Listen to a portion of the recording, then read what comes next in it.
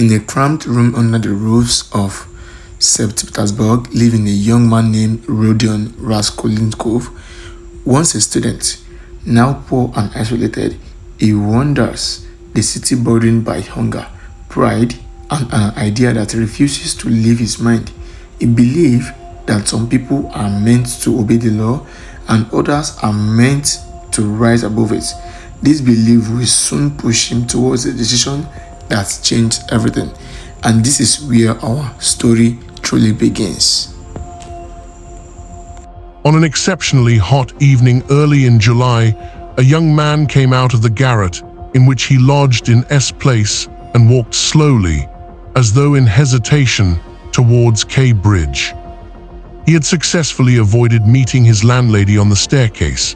His garret was under the roof of a high 5-storied house and was more like a cupboard than a room.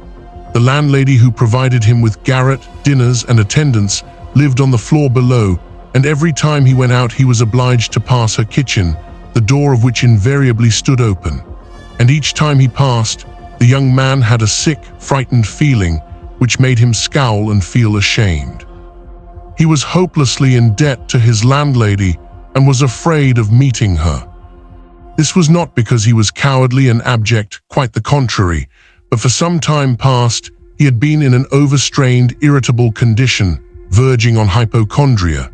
He had become so completely absorbed in himself and isolated from his fellows that he dreaded meeting not only his landlady, but anyone at all. He was crushed by poverty, but the anxieties of his position had of late ceased to weigh upon him.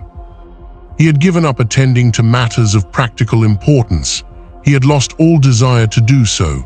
Nothing that any landlady could do had a real terror for him, but to be stopped on the stairs, to be forced to listen to her trivial, irrelevant gossip, to pestering demands for payment, threats and complaints, and to rack his brains for excuses, to prevaricate, to lie. No, rather than that, he would creep down the stairs like a cat and slip out unseen. This evening, however, on coming out into the street, he became acutely aware of his fears. I want to attempt a thing like that and am frightened by these trifles, he thought with an odd smile. Yes, all is in a man's hands and he lets it all slip from cowardice. That's an axiom. It would be interesting to know what it is men are most afraid of. Taking a new step, uttering a new word is what they fear most. But I am talking too much. It's because I chatter that I do nothing, or perhaps it is that I chatter because I do nothing. I've learned to chatter this last month, lying for days together in my den thinking of Jack the Giant Killer. Why am I going there now? Am I capable of that? Is that serious? It is not serious at all. It's simply a fantasy to amuse myself, a plaything. Yes, maybe it is a plaything.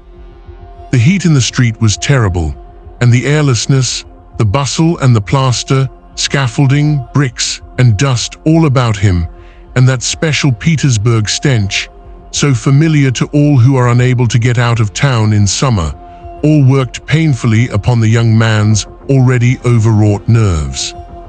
The insufferable stench from the pothouses, which are particularly numerous in that part of the town, and the drunken men whom he met continually, although it was a working day, completed the revolting misery of the picture. An expression of the profoundest disgust gleamed for a moment in the young man's refined face. He was, by the way, exceptionally handsome, above the average in height, slim, well-built, with beautiful dark eyes and dark brown hair. Soon he sank into deep thought, or more accurately speaking, into a complete blankness of mind. He walked along not observing what was about him and not caring to observe it. From time to time, he would mutter something, from the habit of talking to himself, to which he had just confessed. At these moments, he would become conscious that his ideas were sometimes in a tangle and that he was very weak. For 2 days he had scarcely tasted food. He was so badly dressed that even a man accustomed to shabbiness would have been ashamed to be seen in the street in such rags. In that quarter of the town, however, scarcely any shortcoming in dress would have created surprise. Owing to the proximity of the Hay Market, the number of establishments of bad character, The preponderance of the trading and working-class population crowded in these streets and alleys in the heart of Petersburg. Types so various were to be seen in the streets that no figure, however queer, would have caused surprise. But there was such accumulated bitterness and contempt in the young man's heart that, in spite of all the fastidiousness of youth, he minded his rags least of all in the street. It was a different matter when he met with acquaintances or with former fellow students, whom, indeed, he disliked meeting at any time. And yet when a drunken man who, for some unknown reason, was being taken somewhere in a huge wagon dragged by a heavy dray horse, suddenly shouted at him as he drove past, "Hey there, German hatter," bawling at the top of his voice and pointing at him, the young man stopped suddenly and clutched tremulously at his hat. It was a tall, round hat from Zimmerman's, but completely worn out, rusty with age, all torn and bespattered, brimless and bent on one side in a most unseemly fashion. Not shame, however, but quite another feeling akin to terror had overtaken him. "I knew it," he muttered in confusion. "I thought so. That's the worst of all. Why, a stupid thing like this, the most trivial detail might spoil the whole plan. Yes, my hat is too noticeable. It looks absurd and that makes it noticeable. With my rags I ought to wear a cap, any sort of old pancake, but not this grotesque thing. Nobody wears such a hat. It would be noticed a mile off. It would be remembered. What matters is that people would remember it, and that would give them a clue. For this business, one should be as little conspicuous as possible. Trifles are what matter. Why, it's just such trifles that always ruin everything." He had not far to go. He knew indeed how many steps it was from the gate of his lodging house, exactly 730. He had counted them once when he had been lost in dreams. At the time, he had put no faith in those dreams and was only tantalizing himself by their hideous but daring recklessness. Now, a month later, he had begun to look upon them differently, and in spite of the monologues in which he jeered at his own impotence and indecision, he had involuntarily come to regard this hideous dream as an exploit to be attempted, although he still did not realize this himself. He was positively going now for a rehearsal of his project, and at every step his excitement grew more and more violent. With a sinking heart and a nervous tremor, he went up to a huge house which on one side looked onto the canal and on the other into the street. This house was let out in tiny tenements and was inhabited by working people of all kinds, tailors, locksmiths, cooks, Germans of sorts, girls picking up a living as best they could, petty clerks, etc. There was a continual coming and going through the two gates and in the two courtyards of the house. 3 or 4 doorkeepers were employed on the building. The young man was very glad to meet none of them, and at once slipped unnoticed through the door on the right and up the staircase.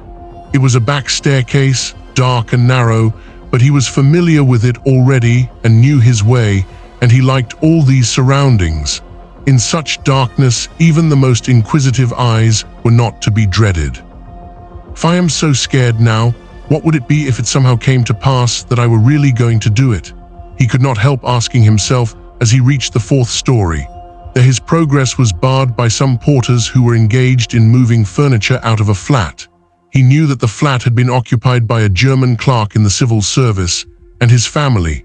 This German was moving out then, and so the 4th floor on this staircase would be untenanted except by the old woman. "That's a good thing anyway," he thought to himself as he rang the bell of the old woman's flat. The bell gave a faint tinkle as though it were made of tin and not of copper. The little flats in such houses always have bells that ring like that. He had forgotten the note of that bell, and now its peculiar tinkle seemed to remind him of something and to bring it clearly before him. He started. His nerves were terribly overstrained by now. In a little while, the door was opened a tiny crack. The old woman eyed her visitor with evident distrust through the crack, and nothing could be seen but her little eyes, glittering in the darkness. But seeing a number of people on the landing, she grew bolder and opened the door wide. The young man stepped into the dark entry, which was partitioned off from the tiny kitchen. The old woman stood facing him in silence and looking inquiringly at him. She was a diminutive, withered-up old woman of 60, with sharp, malignant eyes and a sharp little nose. Her colorless, somewhat grizzled hair was thickly smeared with oil, and she wore no kerchief over it. Round her thin, long neck, which looked like a hen's leg, was knotted some sort of flannel rag, and in spite of the heat, there hung flapping on her shoulders a mangy fur cape, yellow with age. The old woman coughed and groaned at every instant. The young man must have looked at her with a rather peculiar expression, for a gleam of mistrust came into her eyes again. "Raskolnikov, a student, I came here a month ago," the young man made haste to mutter, with a half-bow, remembering that he ought to be more polite. "I remember, my good sir, I remember quite well your coming here," the old woman said distinctly, still keeping her inquiring eyes on his face. "And here I am again on the same errand," Raskolnikov continued, a little disconcerted and surprised at the old woman's mistrust. "Perhaps she is always like that, though only I did not notice it the other time," he thought with an uneasy feeling. The old woman paused, as though hesitating, then stepped on one side, and pointing to the door of the room, she said, letting her visitor pass in front of her, "Step in, my good sir." The little room into which the young man walked, with yellow paper on the walls, geraniums and muslin curtains in the windows, was brightly lighted up at that moment by the setting sun. "So the sun will shine like this then too," flashed as it were by chance through Raskolnikov's mind, and with a rapid glance he scanned everything in the room, trying as far as possible to notice and remember its arrangement. But there was nothing special in the room. The furniture, all very old and of yellow wood, consisted of a sofa with a huge bent wooden back, an oval table in front of the sofa, a dressing table with a looking-glass fixed on it between the windows, chairs along the walls, and 2 or 3 halfpenny prints in yellow frames, representing German damsels with birds in their hands. That was all. In the corner, a light was burning before a small icon. Everything was very clean. The floor and the furniture were brightly polished. Everything shone. "Lizaveta's work," thought the young man. There was not a speck of dust to be seen in the whole flat. "It's in the houses of spiteful old widows that one finds such cleanliness," Raskolnikov thought again, and he stole a curious glance at the cotton curtain over the door leading into another tiny room, in which stood the old woman's bed and chest of drawers, and into which he had never looked before. These 2 rooms made up the whole flat. "What do you want?" the old woman said severely, coming into the room and, as before, standing in front of him so as to look him straight in the face. "I've brought something to pawn here," and he drew out of his pocket an old-fashioned flat silver watch, on the back of which was engraved a globe. The chain was of steel. "But the time is up for your last pledge. The month was up the day before yesterday. I will bring you the interest for another month. Wait a little." "But that's for me to do as I please, my good sir, to wait or to sell your pledge at once." "How much will you give me for the watch, Alyona Ivanovna?" "You come with such trifles, my good sir, it's scarcely worth anything. I gave you 2 rubles last time for your ring, and one could buy it quite new at a jeweler for 1.5 rubles. Give me 4 rubles for it, I shall redeem it, it was my father's. I shall be getting some money soon." 1.5 rubles, and interest in advance, if you like." 1.5 rubles, cried the young man. "Please yourself," and the old woman handed him back the watch. The young man took it and was so angry that he was on the point of going away, but checked himself at once, remembering that there was nowhere else he could go and that he had had another object also in coming. "Hand it over," he said roughly. The old woman fumbled in her pocket for her keys and disappeared behind the curtain into the other room. The young man, left standing alone in the middle of the room, listened inquisitively, thinking. He could hear her unlocking the chest of drawers. It must be the top drawer, he reflected. So she carries the keys in a pocket on the right, all in one bunch on a steel ring, and there's one key there, 3 times as big as all the others, with deep notches. That can't be the key of the chest of drawers. Then there must be some other chest or strongbox. That's worth knowing. Strong boxes always have keys like that, but how degrading it all is. The old woman came back. Here, sir, as we say 10 kopecks the ruble a month, so I must take 15 kopecks from a ruble and a half for the month in advance. But for the 2 rubles I lent you before, you owe me now 20 kopecks on the same reckoning in advance. That makes 35 kopecks altogether, so I must give you a ruble and 15 kopecks for the watch. Here it is. What, only a ruble and 15 kopecks now? Just so. The young man did not dispute it and took the money. He looked at the old woman and was in no hurry to get away. As though there was still something he wanted to say or to do, but he did not himself quite know what. I may be bringing you something else in a day or two, Alyona Ivanovna, a valuable thing, silver, a cigarette box, as soon as I get it back from a friend. He broke off in confusion. Well, we will talk about it then, sir. Goodbye. Are you always at home alone? Your sister is not here with you? He asked her as casually as possible as he went out into the passage. What business is she of yours, my good sir? Oh, nothing particular. I simply asked. You are too quick. Good day, Alyona Ivanovna. Raskolnikov went out in complete confusion. This confusion became more and more intense. As he went down the stairs, he even stopped short 2 or 3 times, as though suddenly struck by some thought. When he was in the street, he cried out, "Oh God, how loathsome it all is! And can I possibly? No, it's nonsense, it's rubbish," he added resolutely. "And how could such an atrocious thing come into my head? What filthy things my heart is capable of. Yes, filthy above all, disgusting, loathsome, and for a whole month I've been..." But no words, no exclamations could express his agitation. The feeling of intense repulsion, which had begun to oppress and torture his heart while he was on his way to the old woman, had by now reached such a pitch and had taken such a definite form that he did not know what to do with himself to escape from his wretchedness. He walked along the pavement like a drunken man, regardless of the passers-by and jostling against them, and only came to his senses when he was in the next street. Looking round, he noticed that he was standing close to a tavern which was entered by steps leading from the pavement to the basement. At that instant 2 drunken men came out at the door, and abusing and supporting one another, they mounted the steps. Without stopping to think, Raskolnikov went down the steps at once.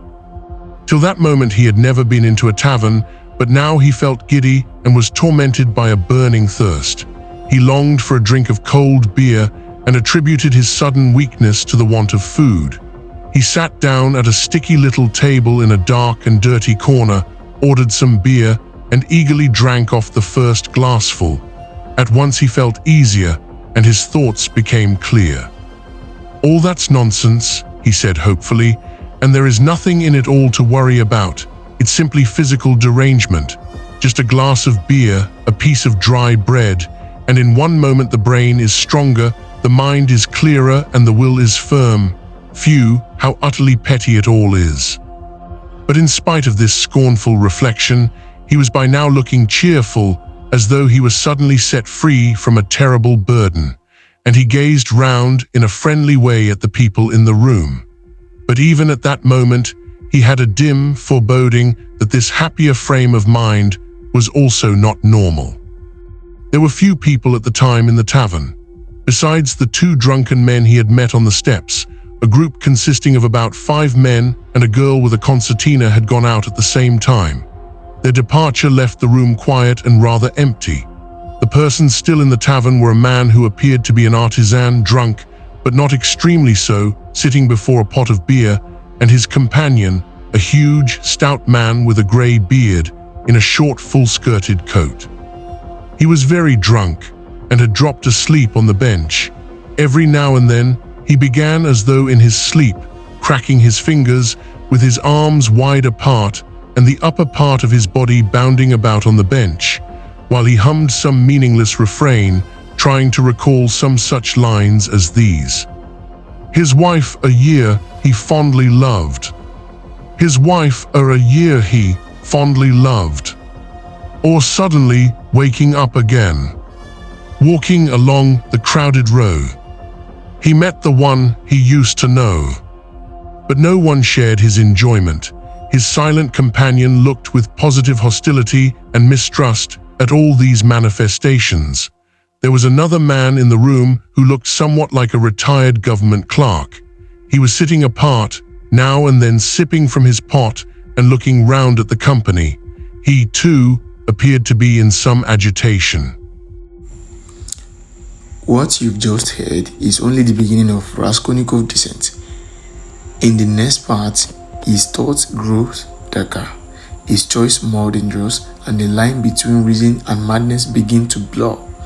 If you want to continue this journey with me, the next chapter is already on its way. This is Voice of the West Stories. Thank you for listening to our story. And don't forget to share, comment, and subscribe so you won't miss the next story.